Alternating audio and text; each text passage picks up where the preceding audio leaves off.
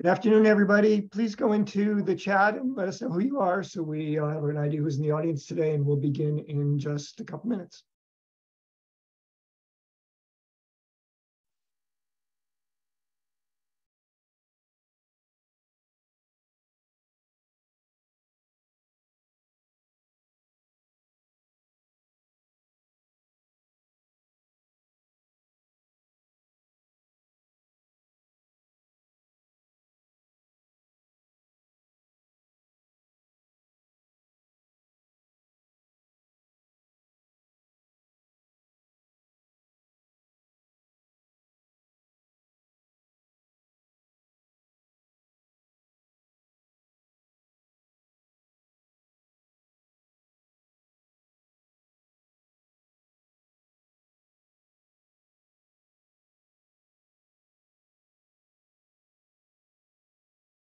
We want to offer our thanks to Direct Federal Credit Union for being the sponsor of our Business Leaders of Color programming this year. Thanks also to InSource, Village Bank, Eastern Bank, the media group at NBC 10 Boston, More Advertising, and Fidelity Bank. Thanks to all of our sponsors for that, and for all of you for being here.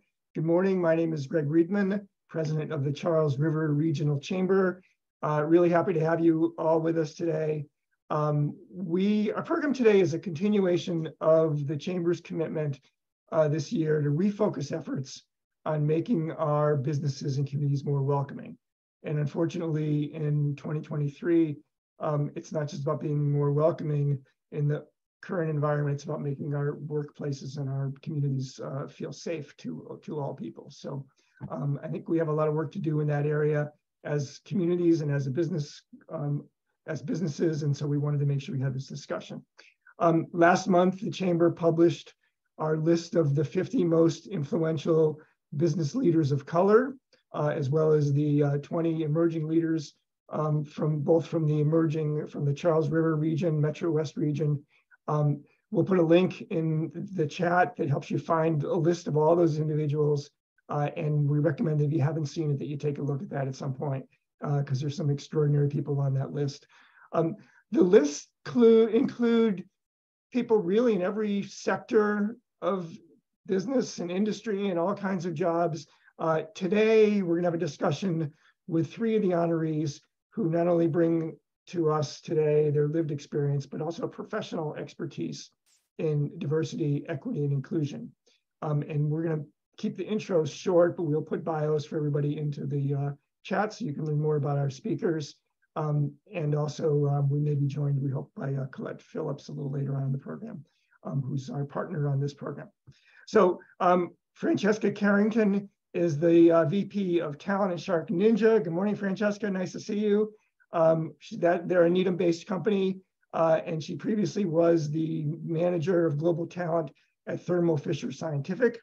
We're also joined by someone who's well known to a lot of our chamber audience because he's hosted a lot of webinars and programs for us, our friend DeCarvalho Graham, who's the Chief People Officer at InSource Services based in Wellesley. He leads the strategy for retaining and building a team there. He's also worked in leadership roles in nonprofits and several education-based leadership positions. And we're also joined by Guimel DeCarvalho, who's the VP of People and Culture and the Chief Diversity Officer at Wayside Youth and Family Support Service. She's a licensed independent clinical support worker. And I'm going to start with you, Guimel, this morning, and ask you to help us think about where we are, 3 years after the racial awakening that we all had, or so many people had, following the murder of George Floyd. Lots of companies, lots of people stood up, lots of people, read up on various things, but it feels like those DEI efforts are slipping in many cases.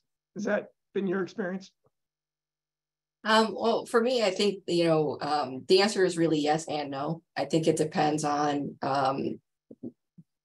what the organization's approach was to the racial reckoning in the first place. I mean, it's true. A lot of organizations really, they put out, PR statements, they changed their social media profiles, but they didn't really have any intention of doing much more than that. You know what I mean? It was more of a reactive thing rather than something that was based on kind of like a deep analysis of what they wanted to do with their organizations. And for those organizations, absolutely, you know, the momentum and the urgency around doing something about, you know, social inequity and racial justice has really slipped. You know, at the same time, there were other organizations that really had an intent to really do something and wanted to really dig in and make some true change. And I feel like for a lot of those organizations, they started doing some things, but then quickly got lost, right? They didn't know what the next steps were, what they should do after putting out a statement, after changing social media profiles.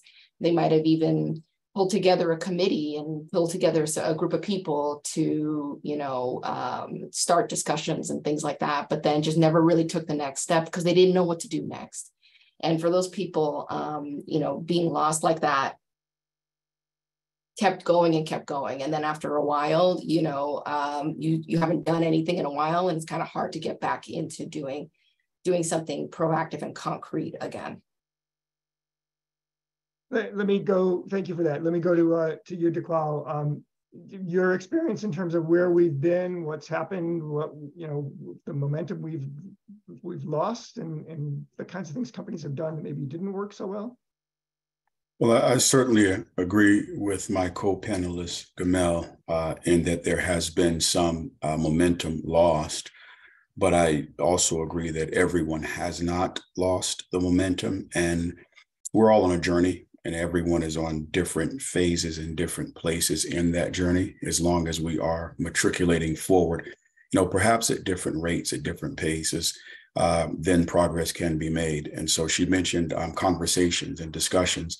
I think that's paramount, because a lot of times we can think that a conversation or a discussion is not sufficient, but unless we discuss, or unless we talk, how else can we know which way we should journey forward as we go toward our ultimate goal of diversity, equity, and inclusion? So professionally, in my experience, the company that I work for, we have not lost momentum, in my humble opinion and observation. In source, with the leadership of our president, Bruce Hayne, he was doing the work actually before George Floyd. That was something that was just dear and near to his heart, and it's trickled down to other staff. So we were doing work beforehand. We were doing work when, unfortunately, he was murdered. And I believe that, you know, the leadership will continue to do the work, and we'll talk about that a little later in terms of some of the things that we're doing. Yeah, but DeCarvalho, you work and consult with a lot of companies. That's essentially what InSource does. And Yes. What is that sense of that kind of constellation of your clients and how they've done? Well, many of our clients have done well. One client, you know, taking it from a strength-based approach in particular sticks out to me is in the healthcare field. And they have done something that's very polarizing. They use the word Black. They said, we want to become an anti-Black racist organization. And that has been met with some degree of trepidation, if not outright disagreement. But in a positive way, this person has recognized in their leadership team that this is something in our field that's hurting this group of people disproportionately. And we're going to really focus and be hypersensitive of that. And yes, there's other groups, there's other categories, and we will certainly serve them. But we recognize that this is one of the most paramount groups. And so we're going to continue to help them.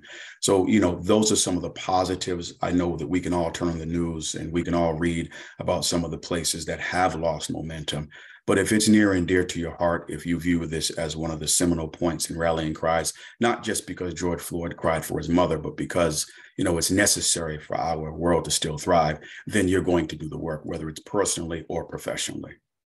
Okay, so Franchesca, you work for a large global company based here in Needham that clearly continues to do that kind of work within your own walls. But give me sort of a larger outlook. Tell me in general about how you think large companies have maybe stuck with commitments to diversity, equity, and inclusion, or maybe lost some of that ground.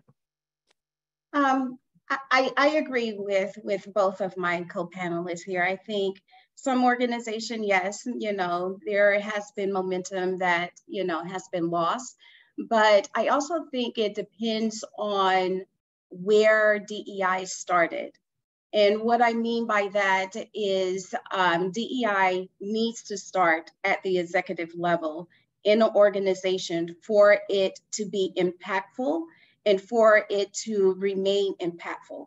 It has to start there.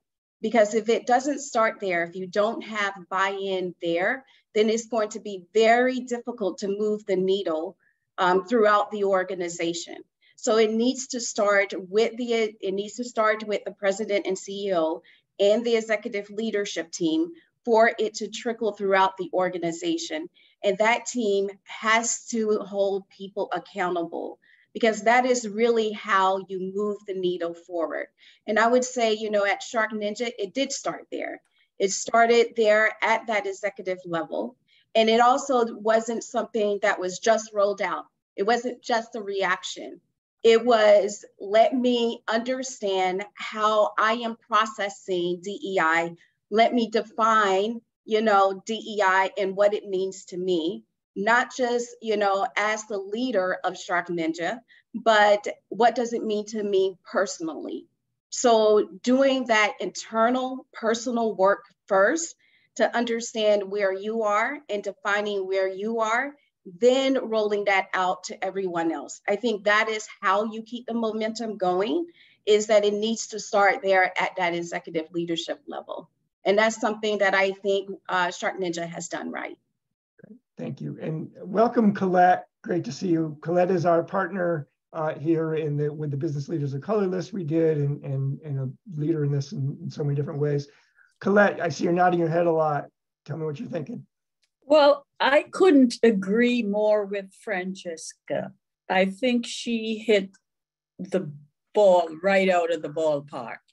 For DE&I to work, it needs what I call three things. It needs to be accessible. It needs to be actionable, and it needs to be sustainable. So I think of it as the AS, not the ass, but the AS, the AAS. Accessibility, actionable, and sustainable. And in order for that to happen, it has to come from the office of the CEO. Because when it comes from the office of the CEO, it sends a powerful message. And it has to be a part of the pillar or pillars of the core value of a company, so that DE&I is woven into every aspect of the business.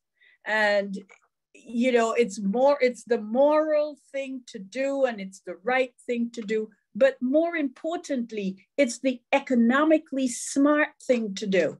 If you're going to compete in today's economy, you need to have not only everyone in the room, but at the table.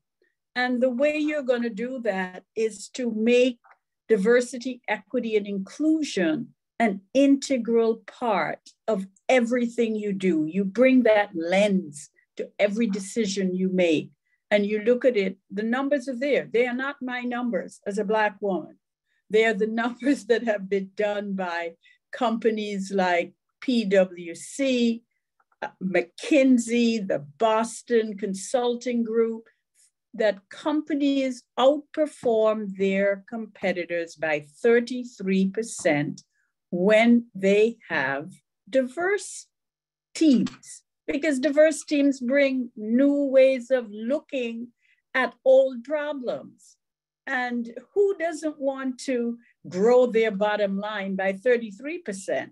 I don't know anyone. If there's anyone out there in our participants, you just put your hands up or give a thumbs up so we could know that you want to lose money. So I agree with everything that has been said, but more importantly, what Franchesca says, because the CEO, and let me add this, the DE&I officer, because I did this with a client of mine, should report to the CEO, not the HR person, not the legal department, but to the office of the CEO. Because when that person is a direct report to the CEO, it carries a whole different perception within the company. I really want to second that, Colette. And I really want to also highlight another thing that you just said. You said team. And I think that's a really important aspect of this as well. So, we were talking about how did people lose steam, right? And the people who lost steam, who had all intentions of actually doing something, didn't reach out for help, didn't ask someone else, didn't create a team, right? And so, when you are trying to kind of put it all on your shoulders, no one person is going to be able to think of all the different things that are really necessary in order to embed equity in an organization, right? The low-hanging fruit dries up really quickly. You know what I mean? It's kind of hard to kind of keep going with just the small actions. And when you have a chief diversity officer, a DEI officer that is reporting directly to the CEO, that's a built-in support system for that CEO to help that CEO continue in their own individual evolution in this process. But then it also empowers the chief diversity officer to take real actionable things and make them happen in the organization, right? The decisions get made at the executive level that really drive the direction of an organization. And by having that direct relationship in that way, you start to build new kinds of institutions for the organization, right?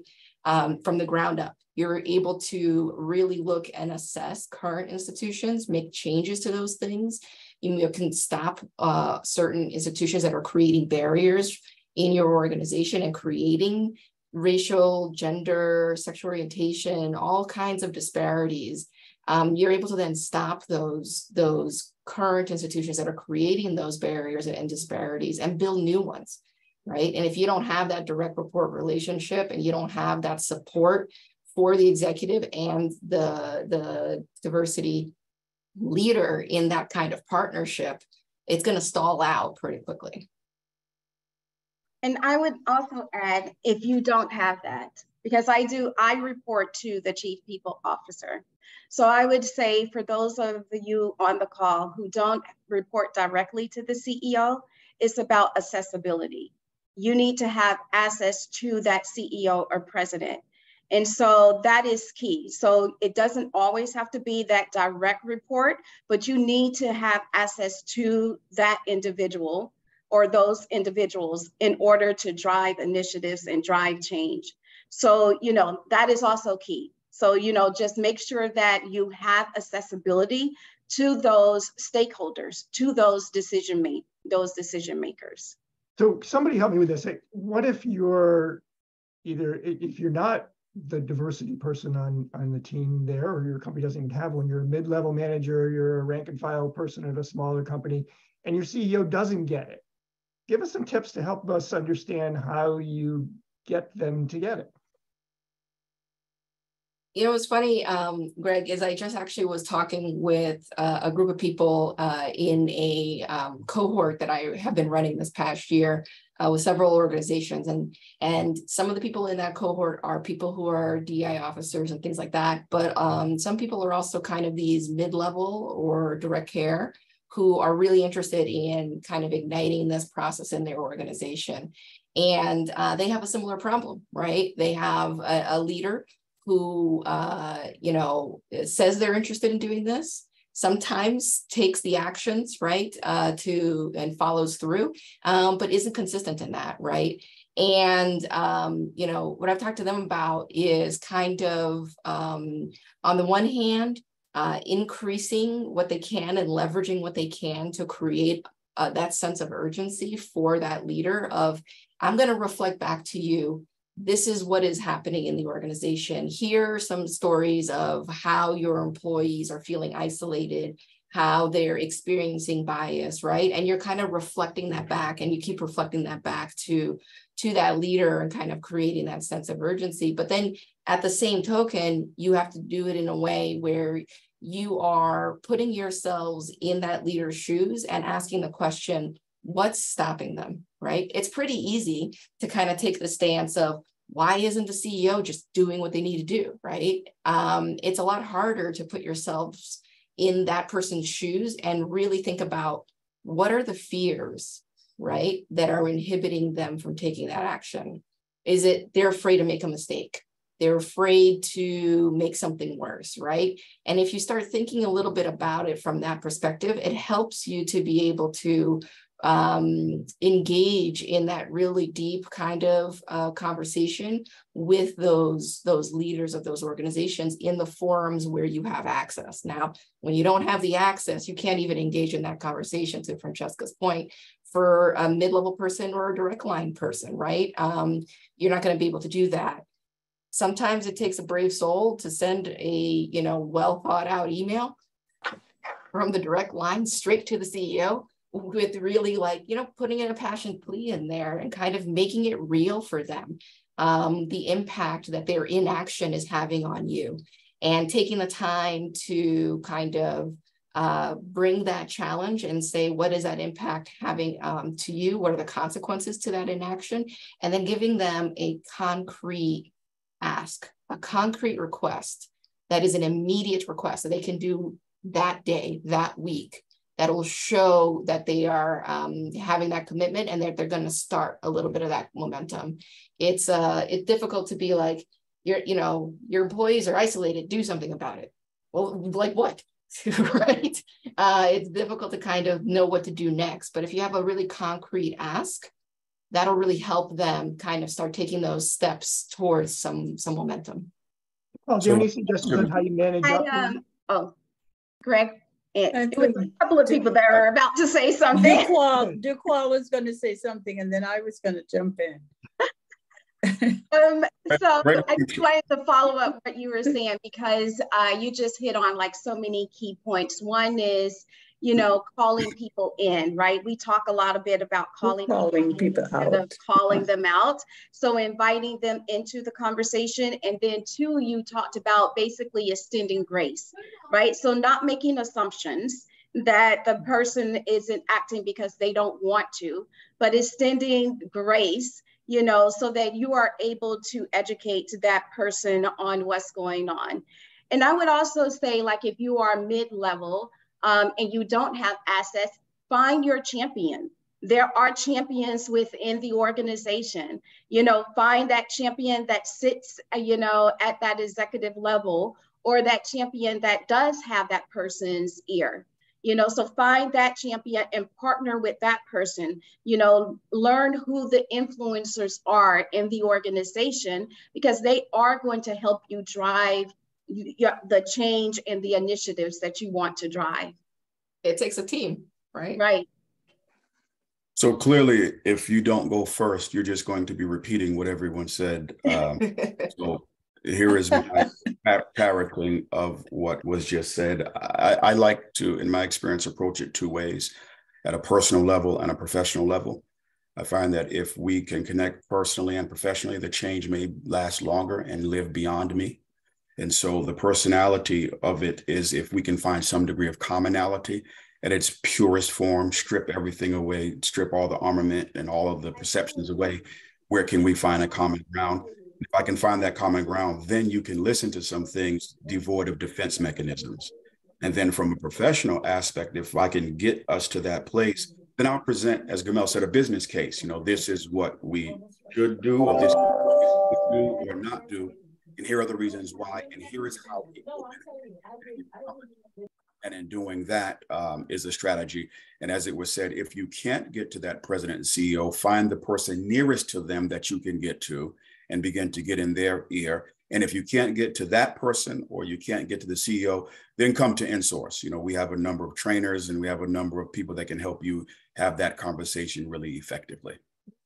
Coletta, for 1 second, I want to hear your thoughts about managing up, but then I want everybody to think about how we manage down. So what is it that leaders need to do to help go down? So Colette, tell us. I was going to say that Eleanor White said something that in the chat that I wanted to respond to. And I also wanted to add to something that DeCarvalho said about that peer connection. Because one of the things that I have found in the past is if you have a CEO who might be a little reluctant, not because he or she doesn't want to, but most of CEOs don't like making mistakes. And They don't want to admit they don't know what they don't know.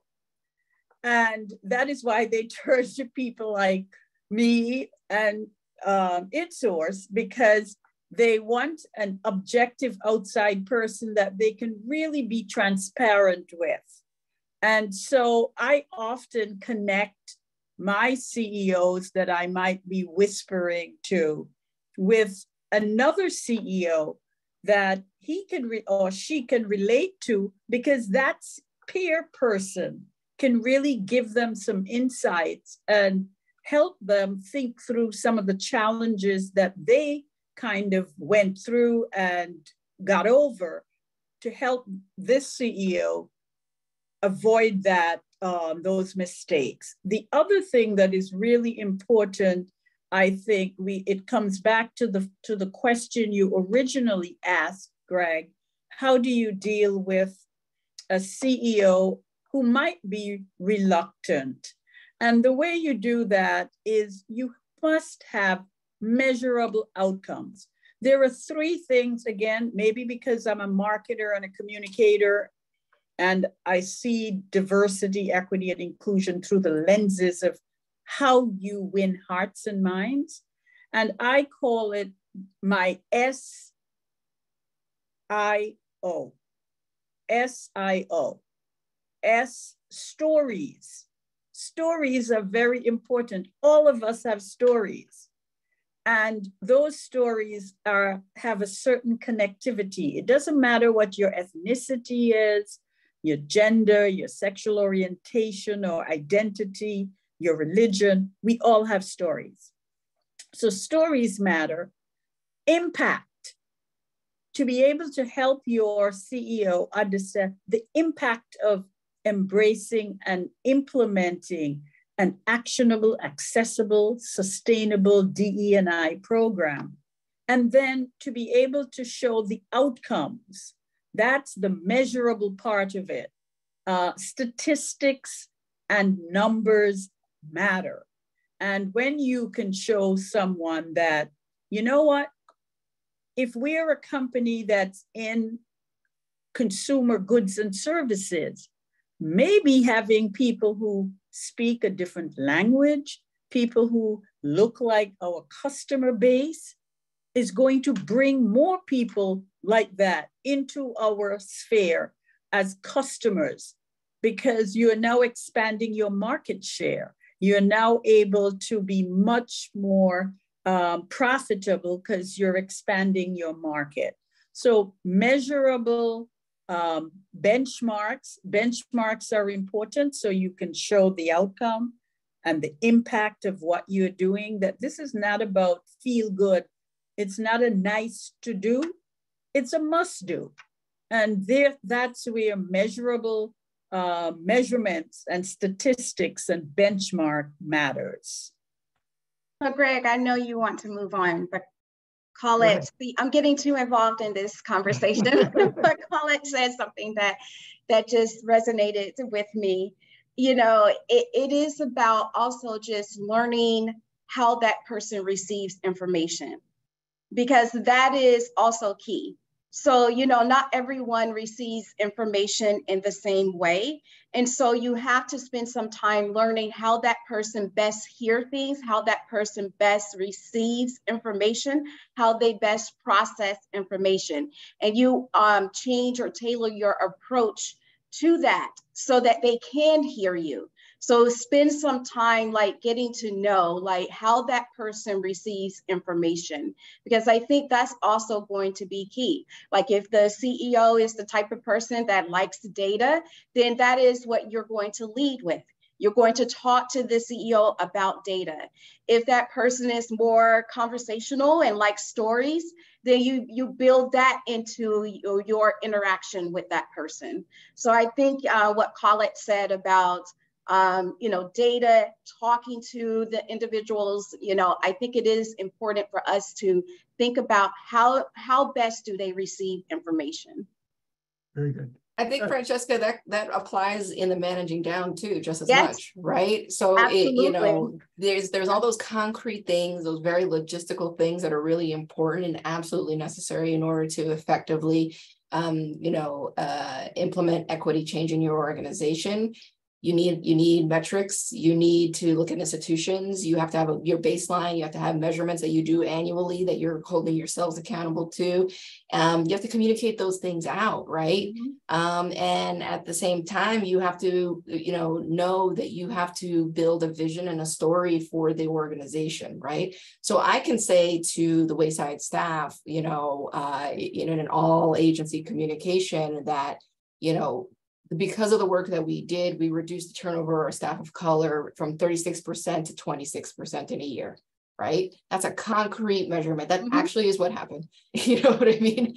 And that's all, it's great and that's all good. That's going to mean nothing to a lot of our staff, because they're going to be like, well, what about my experience? What about how it feels for me? You know what I mean? And all those things. And so it's important to kind of connect as a leader. You have the hard data, you have those things, but you have to be able to build a narrative for the organization that people can kind of center themselves around. For Wayside, it's our culture, right? So that narrative is a culture change thing. It's a culture change conversation.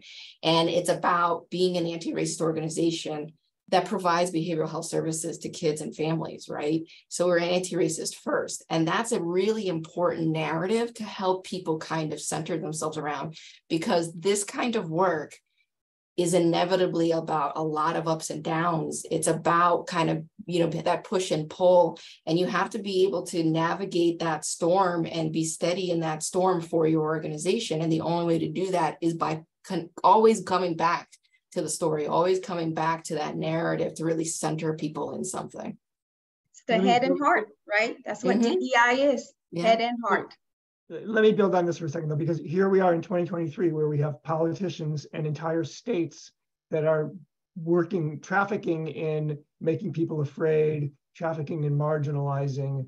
How do you help your employees who are the victims of this, or see it happening, or fearful of that? And Colette, you talked about this at our breakfast on Friday. I'd love to have you start how you help employees and why you have to help employees feel safe at work. Well, first of all, your employees, I'm a firm believer in the Sir Richard Branson's philosophy that if you take care of your employees will take care of your customers.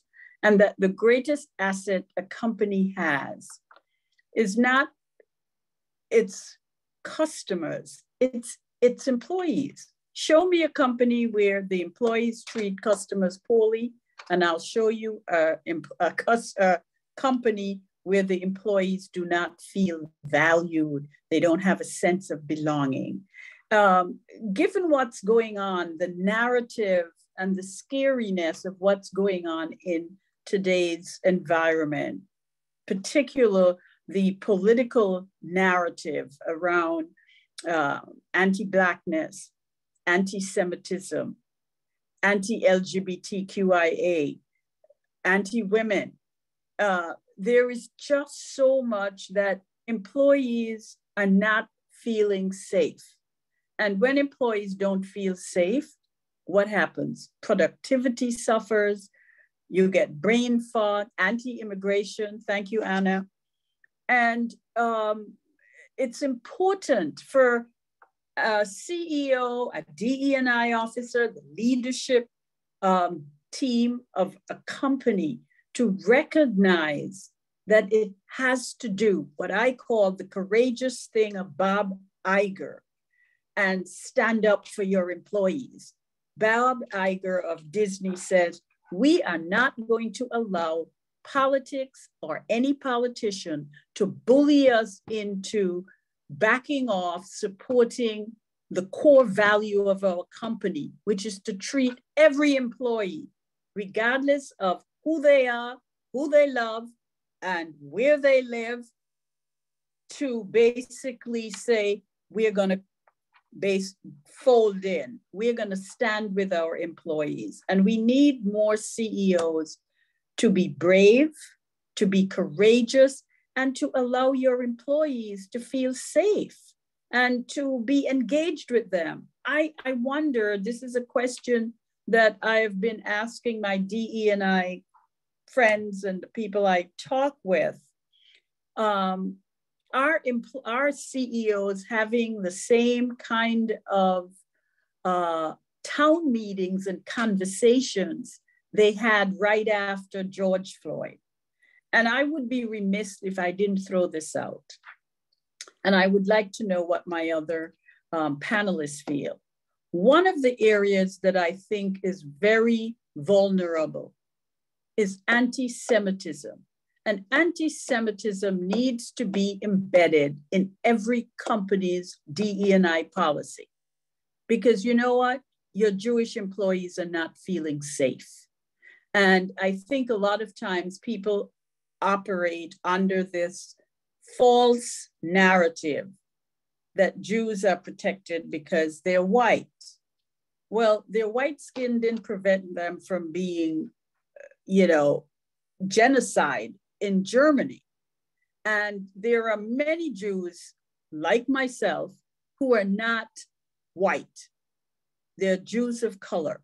And so I would like to put out there that DE&I should embrace anti-Semitism as part of its core policy, just like anti-Black racism, anti-immigration, LGBTQ should be a part of the DE&I, DNA.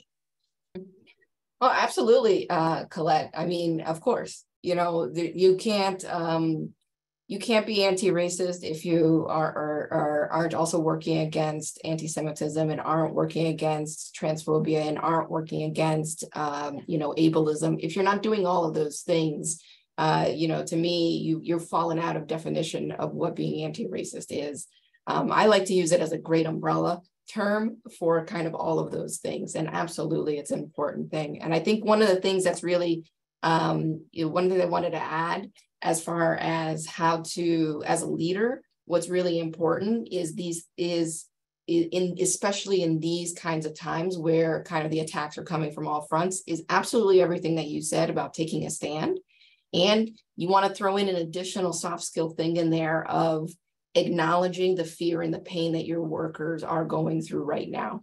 And that's a really important part of what we do here at Wayside, is making sure that we know that when people come to work and they just saw on the morning news some new horrible anti-trans legislation coming out in some other state, that has an emotional impact on them, right? It's not happening here in Massachusetts, but they know it's happening there, and they know it's happening over here, and they know it's happening over there in these other states, and they know that it's causing, it's endangering lives in this country, right? Kids will commit suicide in other states because of the laws that are being passed, right? It's literally killing people, these things. And when you know that, and it has a connection to you because of maybe your identity, or it's someone, connects to someone close in your family or a friend, or just something that connects with you more personally, just because it's happening in another state, and then it's now 9 a.m. and you walked into the office, doesn't mean that it stopped having an impact on you as a human being. And that amount of emotional impact that is happening on people is impacting their productivity, is impacting their ability to focus, is impacting, again, as human beings. And so for me, in addition to taking that stand, it's the communication and the creating, being clear around that narrative and that story of, I know that it's impacting you as well as a person. And then and it's impacting me. And it's sitting with me just as much as it's sitting with you. And for some people more. And I want to acknowledge that pain. I want to acknowledge that hurt and give you the space to feel it and not have to push it down while you're at work. And that process is a tool. It's a learning process for the employees as well. And it gives people an opportunity to engage in conversation with their colleagues. And it sets a culture, right? It takes an additional step.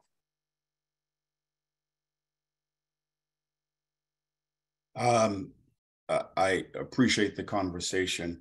If I recall what the original question was in terms of what we can do to create a safe space, given some of the things that we're experiencing, at a tactical level, examining our policies, our procedures, our practices, and our positions, and who in our companies have the power and how they're using that power is a tactical aspect.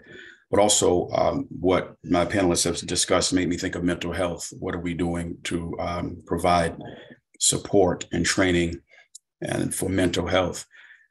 Something that's resonating with me personally is the fact that there's a hyper focus on, how people are experiencing things now. But there are those that have, this is not new for some. At 3 years old, seeing a cross burn in my yard on fire from the KKK, you couldn't go to school and talk about that.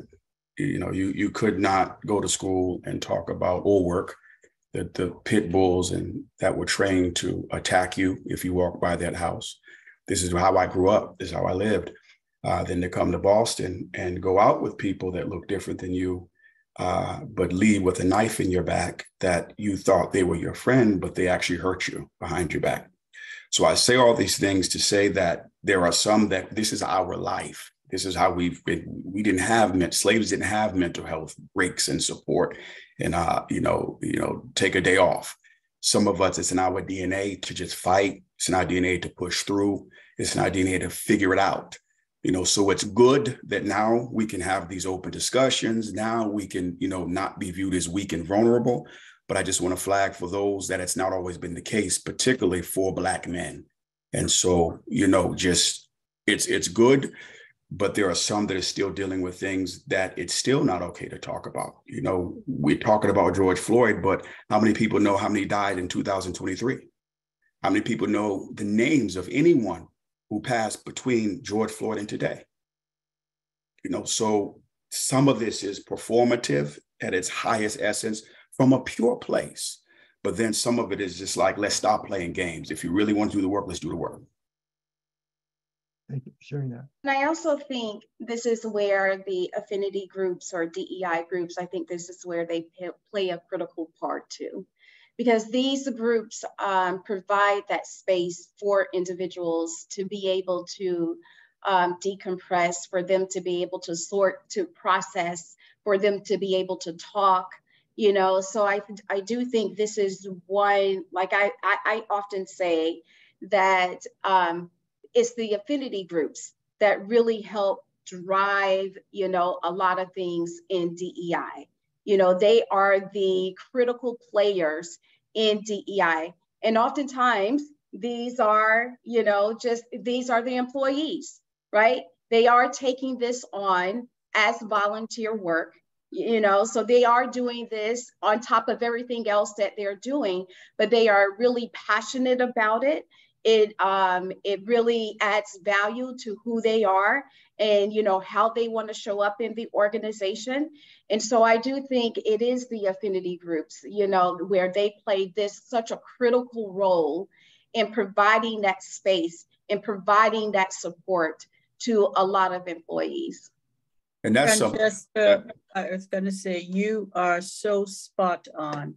That was one of the reasons that I started Get Connected 15 years ago, and it is still sustainable. And we are now talking about bringing it to the suburbs, starting with Greg.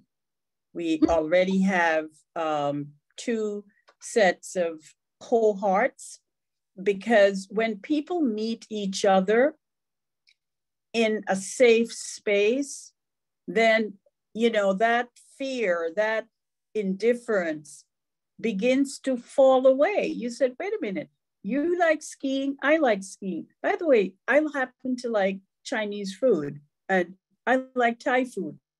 You begin to find the commonalities between you and other people language. And you realize that what bonds us, we have more in common than the skin color, the religion, the gender. And that's how you begin to break barriers down. So you're absolutely right. The ERGs, the affinity groups are very critical to building positive cross-cultural, interfaith, relationships and friendships.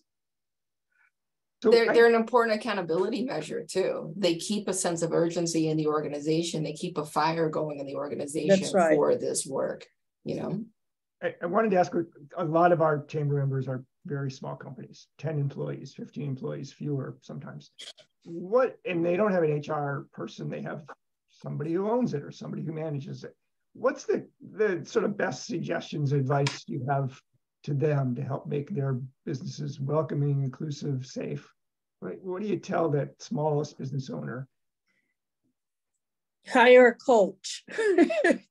No, really, I'm ask serious. For help. Yeah. Yes, you know, you can talk to people like myself and DeCarvalho. I work with mid-size and small companies. You know, you have an inclusion coach as a fundamental leadership behavior so that it begins to be integrated into your organization. You know, even if you're a restaurant, a lot of the people who work in restaurants are typically people of color, you know, from the busboy to the waiter to the bartender. And it's a great way to also begin to get your team to begin to learn to create safe space for everyone and to value difference. And I think if you're a small business owner, how you interact, you become the mirror for the people who work for you, how you treat your employees, how you engage with them, how you give them a sense of belonging is an adaptable and mirrorable and embracing concept. Everybody starts to mirror the boss and to have a zero tolerance. You don't get to use terms about people or give jokes. I am a very firm believer in that. I do not want to hear any joke that you think is funny, that is disparaging of another group of people. So you got to have some real strong rules in place as a small business. And think about investing. You may not be able to hire a DE&I person, or you may not even have an HR person, but think about having a DE&I coach, somebody that you can talk to, and it will be, I will tell you, it will be very much worth it. Guimel, can you explain what you meant by ask for help? Well, I think there's a lot of different ways you can go about this. And I want to add, I agree 100%, Colette. And not only is it for small organizations, I work a lot with nonprofits. So the Wayside Equity Center, we do training and consultation, and we focus primarily kind of for the nonprofit, kind of organizations. And they are also small. They also don't have an HR person. And then on top of it, they don't have money. And so, you got a trifecta going there. And what I like to say about that is you can still ask for help, and you can still do all the things that a large organization would do. You're just doing them at a smaller scale. And the primary thing is having first an internal designated lead who is taking responsibility for it. And that person might be you, right, as the boss, right? It might be another person internally, but you got to designate an internal lead. And then that person, when you ask for help, it's a consultant, it's a trainer, it's a coach, but it's also peer support for other organizations. So you can go to your sibling organizations that are doing some of this work, connect with people, the network, do that whole, let me pick your brain conversation so that you can kind of have a sounding board. Or here's what's going on with my small business, my organization. Well, how did you handle that? And then you take those ideas back, and then you got to actually do something about it, right? So if you haven't designated that internal lead, then no matter how many people you ask for help, you're not going to do anything internally, right? Just because you're small does not mean that you can't do an institutional assessment. And what I mean by that is, what are your core practices, policies, rules? What is something that your business is doing over and over and over again that everyone just knows that's what we do, right? And that might be a policy, right? Like an HR policy, hiring policy, those kinds of things. But it could also be on Thursdays at 3 o'clock, we all go over here and get coffee. And that thing that you're doing every Thursday at 3 o'clock getting coffee, think to yourself, is it potentially creating a barrier for the people not invited to the coffee? Right? Yeah, and if The people that don't engage drink your coffee. employees. Ask Right. your employees, what do they need? Yes. You know, it's easy in that way. We often forget the people we're trying to help Yes. can help us help them. Yes. Yeah, And definitely so- start with the employees, get that feedback. Absolutely. But I also think what you said, Colette, about, it starts with you. So if you don't have the leader, it starts with you. You be the change that you want to see. You model the behavior you want to see. But absolutely, I definitely think, you ask your employees and they'll tell you. They'll tell you things that you don't want to hear. Right? But at least now you have that awareness. And DEI is like really big, right? So it can feel really big and really overwhelming, and one of the things you want to do is identify those top priorities. Maybe it's, you think of like the top three things that you want to tackle, and that's how you start. But to Guimel's point, you have to start. Right? Mm-hmm. So it's not about just gathering the information. Once you have that data, what are you going to do with it? How are you going to identify the goals? What does success look like? That's how, those are the types of questions you ask. But it does starts with the leader. That's where I think it starts. I want to get one last question in and then give a chance to everybody to wrap up. But what should companies do before or when there is that next big crisis, when there's the next horrific event that captures everyone's attention for a few minutes, and now everybody has their statement of how they're sad ready to go and post on their website. They could just rewrite the one that they wrote and posted several other times. But what's the real genuine steps that companies can take to really respond when there's something horrible happens, or not, even just to keep the momentum going? And DeCarvalho, I'm going to start with you, if you could. A word that comes to mind is empathy. Putting ourselves in the position to just listen. There's something called the ministry of presence. Sometimes, unfortunately, it's such a crisis, there's not much to be said. Sometimes presence alone can be a soothing balm. So it starts there. And then in the process of listening and hearing, identifying if there are things that can be done to provide personal as well as professional support. Certainly companies can do their statements and those types of things, but my personal preference is close quarters in terms of being boots on the ground. So, statement is great, but marching is better. Marching is great, but policy change is better. So identifying wherever you are, at what level you can engage to have a lasting and meaningful impact. If you're not already doing the work, if you're not already having things in place, that statement that you're going to put out in response to a crisis is going to come across as inauthentic.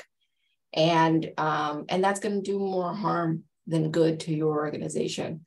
So for me, the follow through on those words is always paramount every single time. And if you didn't do it before, start now. To Franchesca's point, you have to start.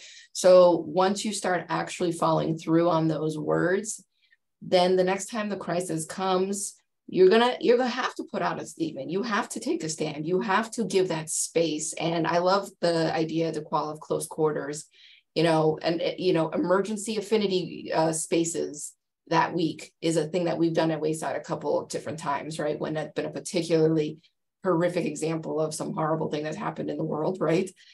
People need time to process. They need a place to do that.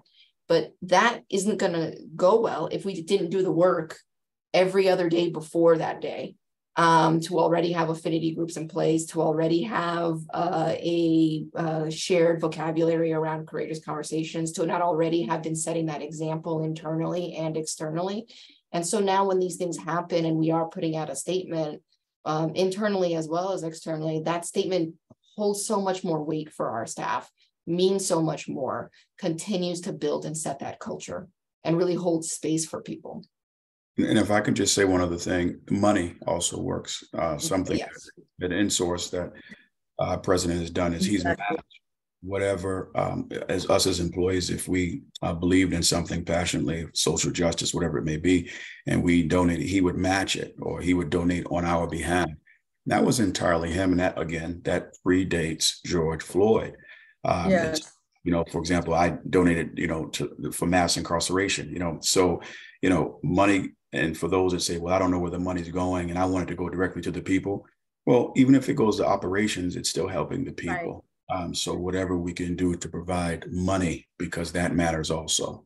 But I think when you have a crisis, go ahead, Franchesca. I was going to say, when you have a crisis, I like to think of the 4 L's, particularly for the heads of the company. If there's anything we learned from the George Floyd experience, is town meetings work. You know, when the CEO or if you're a small business owner, you're able to sit with your employees and engage with them, they will tell you. So my 4 L's are lean in, listen, learn, and lead from behind. Let the people who are closest to the pain help you create the solution. You don't come in and say, okay, this is what I'm going to do because I know what's best for you. No, let them be part of the solution, because you have now given them the opportunity. You have listened, you have learned, and now you are going to take the input they have given you and help you create the solution. So that's my advice. Absolutely, 100%. You know, and I do think it starts with checking in with your employees first. So before you think about that statement, don't be in a rush to put a statement out, because, you know, to Guimel's point, that's inauthentic. You know, so don't be a rush to just put that statement out on LinkedIn or wherever you put it out, simply because other organizations are doing it. You know, check in with your employees first. Make sure that, you know, find out how they are feeling, create the space for them to process. You know, if you are going to put a statement out, it needs to be internal first, because it is about the people, you know. And again, to Colette's point, you know, you want to ask them to join you in the conversation. It's about humbling yourself, you know, and knowing that you need to be able to learn and listen from them, you know. But I do think it starts internally first. I think it starts with checking in with your employees, and then you can do something external. External is, you know, is only giving us that visibility. And that's a lot of times why organizations want to do it, or they are in a rush to do it. But it's not about that. It is about the people. So check in with your employees first. Thank you all so very much. I'm so grateful to each and every one of you for sharing your thoughts and your ideas today. And I want to give a shout out. We have an incredible audience today too, including many of our honorees from the list. And we appreciate that. And we at the Chamber want your ideas about future topics we should cover, future speakers we should present, other ways we should have this discussion, networking opportunities, whatever it is. Please get in touch with me, because we want to stay in touch with all of you. And again, my thanks to this panel. Great conversation. DeCarvalho, yes. Tyree Nichols, Keenan Anderson, Chris Lee Mercado, Darrell Williams, Jackson Lieber, Billy Dwayne. If you don't know those names, look them up after we speak. 2,023 people, Black men, brown men, killed by police this year. The work continues. The work continues. Despite George Floyd, the work continues. In addition to George Floyd, I should say. Let's stop right there. Thank you, everybody. Have a good day, and be smart. Bye.